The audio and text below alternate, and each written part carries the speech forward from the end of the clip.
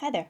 I very rarely think about trends, and so I'm usually the last to know when something is trending. And because of that, I've been pretty good at not getting caught up in micro trends because I miss them altogether. By the time I realize that something is on trend, it's been around for a while, and therefore it will probably be just as long a while, if not longer, for the item in question to completely fall out of favor with the fashionistas. And so overall, I'm pretty good at not wasting money purchasing items that are only on trend for like 5 minutes. This obliviousness to trends has generally worked well for me because it curbs my desire to shop for the latest hot item. The downside is that I get bored with my clothes because, just for lack of ideas, I tend to keep styling my things in the same ways repeatedly. And if I'm not being creative at all at home when I'm putting together outfits in my everyday life, then I'm sure as heck not going to be creative when I'm traveling with only a limited supply of clothes and when I'm already feeling like there's no room for error. So my motivation for trying to stay more up to date with current trends and admiring and analyzing them is not so that I can find new things to buy, but to get fresh ideas to help me use my old clothes in new ways. My husband and I are in a bit of a different life situation this year than we were in for the past few years, and so we will be traveling less this coming year. But that's okay because I'm using this time to get to know myself better and what I want to do and how I want to go about things, which includes how I want to style myself. And hopefully, when I do start traveling more again, I will have a better grasp on how I can create some more tailored and distinct travel capsule wardrobes for different types of trips. Instead of doing what I have been doing, which is basically I just use the exact same formula for every trip with very little customization, and I'm tired of it, honestly. So I came across this article from The Kit that talks about a handful of spring 2025 fashion trends. But when I looked closely, I realized all of the so-called trends were quite generalized, and they mostly centered around styling for an overall look rather than focusing on a specific trendy clothing item. In other words, these mullet pants are not on the list. Although, those may be cute with a pair of pattern tights underneath. But I'm not going to buy them to try it. So in this video, I'm going to attempt to style an outfit that fits into each one of these trends using items from my own wardrobe. If that sounds fun to you, then please subscribe if you haven't already for more videos like this one. And now let's get on to the trends. So the first trend is tank tops. It seems quite basic to be a trend to me, but let's see what they're saying. So the article states, most of us have relegated the ribbed tank top to a lowly layering basic. No longer. The humble piece made its main character debut, lending a palpable relaxed quality to pretty much anything it was paired with. So I don't wear tank tops very often because the tops of my shoulders are very sensitive and they get sunburnt easily. So I would rather wear a top with more coverage than apply full body sunscreen every day. So I may be missing the point of this first trend, which is to wear what we often consider a layering tank top as the star of the outfit, or at least the star of the top half. So what I want to do here with this outfit is to make my tank top kind of important at least, but still protect my shoulders from the sun. I'm starting with this black stretch tank top. I got it from Goodwill and the tag was cut out, so I don't know what the brand is or what the material is, but it's a ribbed fabric and it's definitely some sort of synthetic, probably nylon, because the fabric has a shine to it. I chose this tank top because I think the shine will add a little something interesting to this outfit rather than just using a cotton tank top. On the bottom, I threw on my dusty blue trousers from GU, and I'm tucking in the tank so that everything is as smooth as possible and my waistline is clearly defined. Now I need to add a layer that will cover my shoulders, but I don't want to completely cover the tank. I have this button-up shirt from Express. It's a thin crepe material, which means it will drape with a sort of softness and flowiness, and it won't overwhelm the tank with a stiff structure like a cotton button-up might. I want to add a belt, so I'm going to add this dark brown one. I feel like this waistline looks incomplete without a belt because it's quite prominent and the pants obviously have belt loops, so I feel called to use them. For shoes, I'm going with kind of an oddball choice. I'm wearing my Teva sandals. I feel like this is meant to be more of a casual spring-summer outfit, so it felt kind of wrong to wear boots. I could also wear white sneakers with this, but I just feel like fully leaning into the warm weather styling with the sandals. For a bag, I have this canvas tote that I got as a free gift from this here night market. It's spacious, as a tote is, good for carrying extra things. It's very casual, so I feel like it brings the outfit down a notch. The shirt tied on the shoulders is quite a preppy look, which isn't really my preference usually. So I think for me, I need the effortlessness that the canvas tote brings. I might even add a baseball cap to this outfit to make it even more sporty, but I'm just not going to do that today because my hair is already up. The second trend is all about actual athletic wear.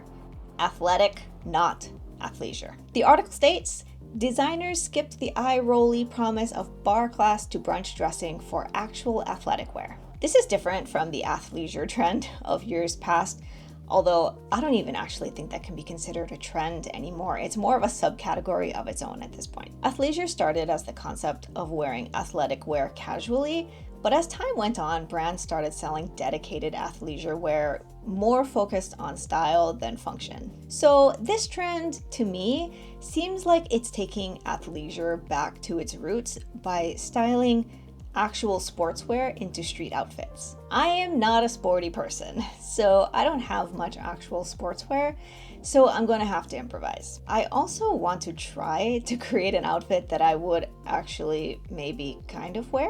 The outfits shown in the article illustration are interesting, but I wouldn't wear any of those. I have this swimsuit that I'm going to wear as a bodysuit. It's the only sport I can do. I can swim. It has sort of a lacy texture, so I feel like it makes it look a little bit more like real clothing and less like it just belongs on a beach. It is see-through in the midsection, so I think that will add a little bit of dimension to the outfit. Over the swimsuit, I'm adding this pair of tan sweat shorts that kind of reminds me of the horrible PE uniform shorts that I had to wear in high school. Terrible times that was. And again, I want to cover my shoulders, so I have this muted green sweatshirt that I think goes nicely with the navy, so I'm tying that around my shoulders. For shoes, I think I'm gonna go with the Teva sandals again, because they're sporty, right? And for a bag, I could probably dig up a JanSport backpack, but I'm not trying to be that ridiculous. I forgot to grab the bag when I was filming the outfits, but I would pair this with a mini backpack purse. Let me grab it. I have this little backpack from Coach. It's small and kind of sporty, but I think it's still elegant because of the leather. So an addition like this would make me feel more at home if I'm going more experimental with the rest of my outfit. Honestly, I don't really like this outfit. I think it's equally as ugly as the outfits in the article, but it captures the vibe. I'm not opposed to wearing the swimsuit as a bodysuit, but I would probably pair it with denim shorts or with my dressy track pants for like a Hamptons vibe. Anything but this. Moving on.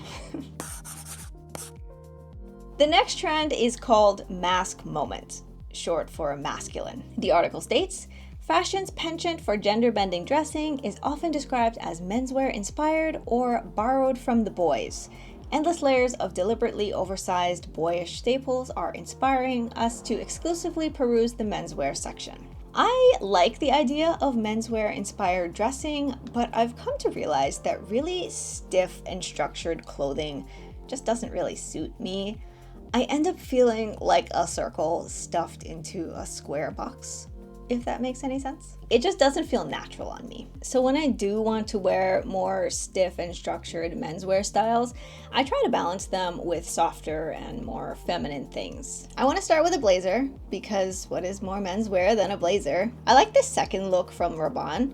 I like the layering of different textures and patterns, and I just think it looks more effortless this way. I can't exactly tell what this second layer is, but it's some sort of texture or pattern. So I'm grabbing my lavender and gray flannel shirt. I want to wear the shirt open, just with one button at the top, so I'm gonna need a base layer. I'm using this silk dress from Quince as my base layer. The top half Actually, the whole dress is very lightweight, so I won't feel too bulky layering over it. And the bottom has nice movement, which will add like the softness that I need to balance the structure. I could add a belt over the blazer to make the whole outfit a little bit less bag lady chic, but I'm not going to. I'm really recently just have been in the mood to look like a bag lady these days. For shoes, I'm going casual with these white Vans sneakers, but I think this outfit would look great with heeled boots as well. I'm pretty sure Vans tend to be unisex shoes. Maybe not this particular pair because these have platforms, but regardless, I know these are similar to Vans that I know to be unisex. So I think that will help to lean into the more masculine theme. If I wanted to take the masculine theme even further, I could do a loafer, but I think that would be too far for me, so I like the white sneakers. With the bag, I want to use it to bring a little bit more attention to my waist area. So I'm using this cream Coach bag, but I'm connecting this gold chain strap that I have from another bag. I think it adds a little bit of a different texture, it adds some shine, and it helps the bag hang a little bit higher up. So it brings a little bit more attention up here to my waist area and away from my hip area, which is my widest point. The silk dress is about as far from menswear as it gets, but I think the softness and shininess helps to tone down the strong lines of the blazer and the lines in the plaid print, which I associate with also being a little bit more of a masculine style. They're calling this next trend tickle trunk dressing, whatever that means. The article states, a haphazard approach to dressing emerged for spring, drawing on myriad decades of what? A haphazard approach to dressing emerged for spring, drawing on myriad decades and fashion philosophies. What do a fitted polo, a silk paisley, midi skirt, and copper lucite heels have in common? Absolutely nothing. But somehow this kooky mix at Versace had us seriously considering the combination. I don't know how they came up with this name, but it makes really no sense to me. Basically, I guess this trend is weird outfits that don't make sense at all, and yet somehow it works, depending on who you ask. Confusing on purpose just to be interesting. When I saw this, I felt like it is the extreme manifestation of the word incongruent from my 3 style words, which, if I've never mentioned them before, I've chosen the words elegant, effortless, and incongruent as my 3 style words. I'll talk more about these in another video if you have no idea what I'm talking about. When I say I like some incongruence in my outfit, what I mean is I like having 1 or 2 usually small details that don't quite match. The reaction I'm aiming for is like when a dog tilts its head to one side in bemused befuddlement. That's what I'm going for. The response I'm not going for is, wow, she looks like she got dressed in the dark. So I don't really know where I'm going with this. I want to build an outfit that is tastefully incongruent, but not something that you'd like see on a Disney Channel star. This is still meant to be a real outfit. There is a fair bit of layering going on in these outfits, so I think that is what I'm going to lean into. So this is what I came up with. I feel like these 2 tops kind of complement each other because they're opposites in every way. The long sleeve is a very basic silhouette, but it's in a color that I don't often go for. And the cream top is feminine, it's short, it shows more skin, so I think it makes for an interesting combination, but it's not so out there that I feel like a complete weirdo wearing it. I'm pairing this with some black washed jeans. The top half is already color blocked, so I wanted a bottom that would kind of neutralize the outfit without adding another bold color block. And for shoes, I'm keeping it simple with my black booties. I didn't want to add anything else that would draw too much attention, but I did pair the black booties with my black rhinestone heels just to add something subtly shiny. And for style purposes only, I'm pairing this outfit with a simple black clutch bag so as not to take away from the flow and volume of the top. But realistically, this would mean I need to carry a separate bag that has all of my real stuff in it, or I could just carry my everyday black Uniqlo EDC and that would also work just fine. The next trend is large statement necklaces. Oh no. The article reads, "Our apologies, dear reader, but statement necklaces are all the way back. It's not exactly what you think. Unlike the tiered, inexplicably neon baubles of the party rock anthem era, 2025 takes a more artful approach to scaled up adornment." Taking it back to 2012, I see. Some of the statement necklaces back then were just frankly ridiculous. It's like everybody was collectively trying to look like the Princess of Genovia going to the club. I don't own a necklace that is visible from Mars on its own, so I'm going to have to layer a few together. For the outfit, I'm keeping the top simple because I really want the necklaces to stand out, so just a slim fitting black t-shirt. On the bottom, I picked this green floral midi skirt because it complements the necklace stack that I want to wear. You'll see why in a bit. And for shoes, I'm wearing my brown booties with the brown stacked heels. I went with brown to soften the look. I thought it would look less harsh than black, but now I'm not so sure if I like the look, so you'll have to let me know. Anyway, for the necklaces, I have this jade heart that belonged to my grandmother. It's kind of a statement, but it's not screaming for attention, so I think it's wearable. I actually wear it all the time. Along with that, I'm adding this daisy choker, which you've probably seen before. And just to add one more layer, I'm throwing on this simple gold chain as well. To me, this is enough. I like the layered necklace look, but I feel like it can veer off course very suddenly, and it can be hard to know what went wrong. It can go from intriguing and incongruent, how I like it, to tangled boho mess very quickly. So I tend to err on the side of caution and go with the less is more approach for jewelry. Besides the jewelry, this is a pretty basic outfit. The last trend is pastels, but more demure. The article states, "The official palette of Sunday best finery and baby showers, pastels are practically a spring imperative. And while the runways delivered plenty of sugary pieces, the most interesting options evaded the saccharine overtones for something a little bit more effortless and everyday." I've always liked the look of pastels. I think they're pretty, but they can be tricky to work into outfits because, at least to me, a true pastel has a white undertone to it that is vibrant and light at the same time. And so I feel like pastels often clash with black or any other really saturated colors. And so the only colors I feel like I can match with pastels are cream or white or other pastels. The pastels shown here all seem to have more of a grayish undertone instead of a bright white undertone, which tones down the loudness, in my opinion. I have this light blue top that I got recently, and I would consider this a muted pastel. It's a light, pretty, and feminine shade, but it's not a shade that you would find like on a Care Bear or in an Easter basket because it's not punchy enough. This top is unlined, so I need something to go under it. I usually just go with the gray crop tank because I think it blends in pretty well. Maybe this is unimaginative, but I still just wanted to stick with a light bottom because I like how the light colors look together. This entire outfit so far is quite soft and feminine, so I wanted to add a little something different. Gotta add that incongruence. I have this blue fanny pack that matches the top kind of perfectly. I'll just set it right here and it can be the element that either makes it or ruins it. You can decide. For the shoes, I'm keeping on theme with the sporty theme with my light gray Hoka sneakers, again to tone down the elegance and make the outfit more casual.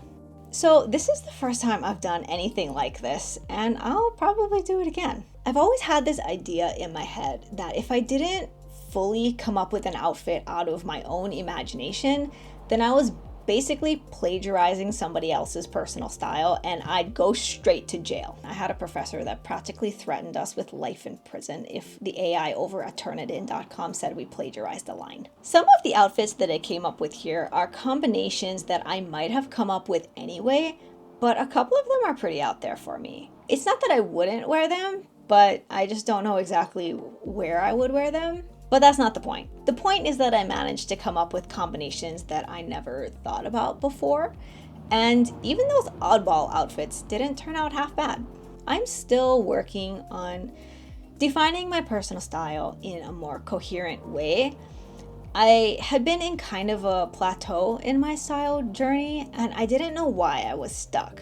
And I think it was because I had figured out my likes and dislikes in terms of individual pieces, but I didn't try to figure out why I disliked or liked certain things. And so I still felt so directionless because I was evaluating each individual clothing item or style idea on a case-by-case basis as they came at me, instead of knowing what I want and where I want to go so that I could stay on course rather than zigzagging through life and stores. I suppose realistically, style is always a work in progress, but watching other style creators had me believing that good style is a destination to be reached, and it's not. It's a journey that I'm still on. If you enjoyed this video, please hit the thumbs up button and subscribe if you haven't already. That is all for today. Thank you for watching, and I will see you next time. Bye! Now that I'm looking back, I can see